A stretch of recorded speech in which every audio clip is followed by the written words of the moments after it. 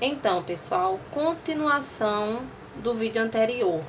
No vídeo anterior, nós vimos a questão da dissociação. Quais são as substâncias capazes de conduzir corrente elétrica? E novamente aqui eu trouxe para vocês, tá? As substâncias iônicas, elas são capazes de conduzir corrente elétricas se adicionadas à água, se em solução aquosa, assim como se fundidas. Essa corrente elétrica, ela só é possível devido à dissociação que ocorre quando aquela substância iônica for adicionada à água. Mas não só essas substâncias iônicas são capazes de conduzir corrente elétrica. Algumas substâncias moleculares também são capazes de conduzir corrente elétrica, como por exemplo, os ácidos, que é o nosso assunto principal deste capítulo. Porém, não mais como uma dissociação, e sim através de uma ionização, uma vez que esses ácidos, os átomos desse ácido são ligados por ligação covalente. Não há existência de íons para que esses íons sejam uma vez separados por dissociação. Então, o que é que vai acontecer? Aqui do lado eu fiz um desenho, tá? Mais uma vez um recipiente que contém H2O, moléculas de H2O, onde um ácido, o ácido clorídrico, foi adicionado a essa água.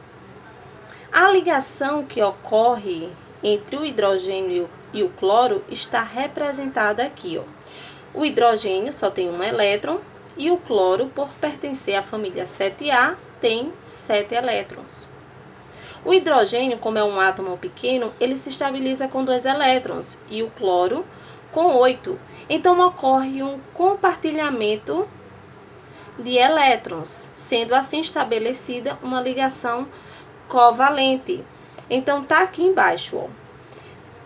Uma vez que o cloro é muito eletronegativo, esse parzinho que foi compartilhado entre o átomo de hidrogênio e o átomo de cloro tende a ficar muito mais próximo do átomo de cloro, devido à sua alta eletronegatividade.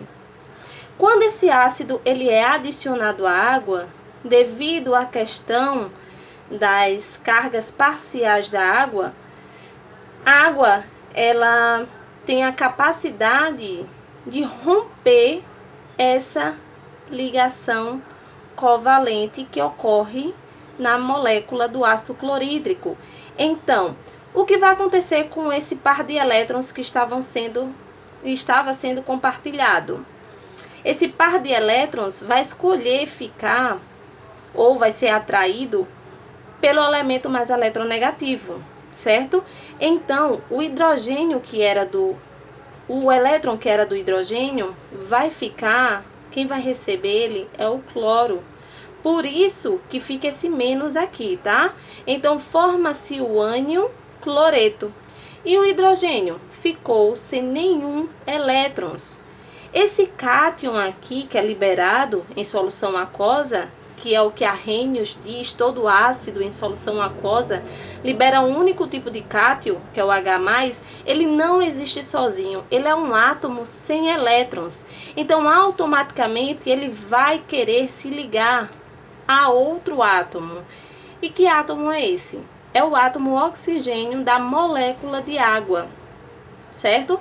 A gente tem aqui a molécula de água do mesmo jeito que nós tínhamos lá na associação, o átomo de oxigênio, né? Sobrando 2 pares de elétrons não compartilhados e seus 2 átomos de hidrogênio ligados por uma ligação covalente.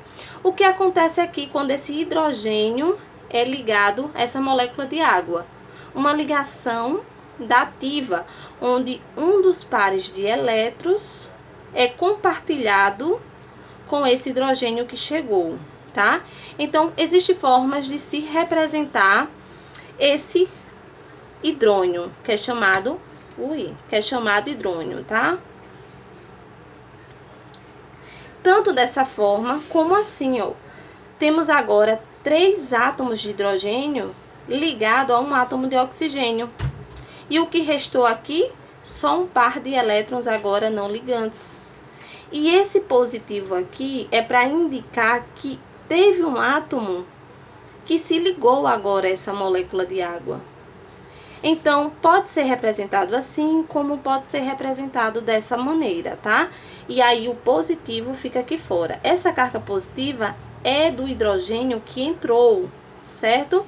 Então, se na molécula de água havia 2 pares de elétrons não ligantes, no hidrônio vai ter apenas um par restante não ligantes. Isso tudo aqui vocês vão encontrar na página 60. Então, vão lá, dá uma lida, ver como é que ocorre, né, essa atração do hidrogênio pelo átomo de oxigênio da molécula de água. E eu tenho certeza que só para concluir aí qualquer tipo de dúvida, sanar qualquer tipo de dúvida que vocês ainda tenham, vai dar certo, tá? Olha só, aqui são as equações de ionização. Então, existem 2 maneiras que a gente pode fazer. Uma maneira mais simplificada, onde o hidrogênio ele vai aparecer apenas em cima da seta e não vai ser necessário a gente colocar o hidrônio aqui no meio, só vai ser necessário a gente colocar, que liberou, o cátion, H+, e o ânion, Cl-. Mas, se a água estiver aparecendo aqui, ó, antes da seta, como componente aqui desses reagentes, o que vai acontecer? Vai formar o hidrônio H3O+, mais o Cl-.